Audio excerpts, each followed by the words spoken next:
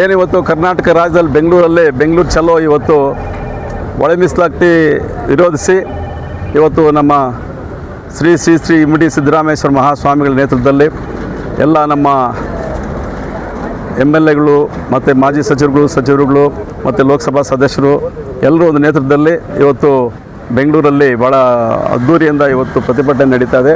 ಪ್ರತಿಭಟನೆ ವಿಶೇಷ ಏನಂದರೆ ಏನು ಒಳ ಮೀಸಲಾತಿ ಮಾಡಿದರೆ ನಾಗಮೋಹನ್ ದಾಸ್ ವರದಿಯಲ್ಲಿ ಭಾಳ ತೊಂದರೆ ಆಗಿದೆ ನಮಗೆ. ಬಹು ಸಮಾಜಕ್ಕೆ ಲಂಬಾಣಿ ಕರ್ಮ ಕೊರ್ಚ ಛಲವಾದಿ ಎಲ್ಲರೂ ಕೂಡ ಭಾಳ ತೊಂದರೆ ಆಗಿದೆ.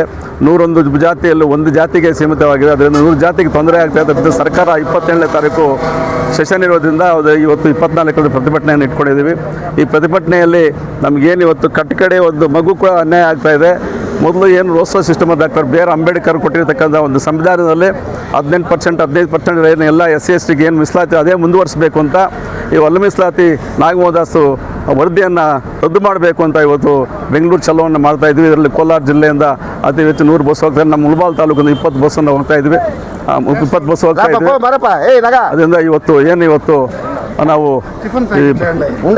ಇವತ್ತು ನಾವು ಮುಳಬಾಲಿಂದ ಸುಮಾರು ಸಾವಿರಾರು ಸಂಖ್ಯೆಯಲ್ಲಿ ನಾವೆಲ್ಲ ಕೂಡ ಹೊರಟಿದ್ದೀವಿ. ಈ ಬಂದು ಯಶಸ್ವಿ ಆಗಬೇಕು ಅಂತ ನಮ್ಮ ಸ್ವಾಮೀಜಿಯವರ ನೇತೃತ್ವದಲ್ಲಿ ಎಲ್ಲ ಸಮಾಜ ಬಂಧುಗಳಿಗೆ ಮನವಿಯನ್ನು ಮಾಡ್ತಾಯಿದ್ವಿ. ಅದೇ ರೀತಿ ಎಲ್ಲರೂ ಕೂಡ ಬಂದಿದ್ದಾರೆ. ಏನು ಇವತ್ತು ನಾವು ಇನ್ನೊಂದು ಸಲ ಹೇಳ್ತೀವಿ, ನಾಗಮೋಹನ್ ದಾಸು ವರದಿಯನ್ನು ರದ್ದು ಮಾಡಬೇಕು.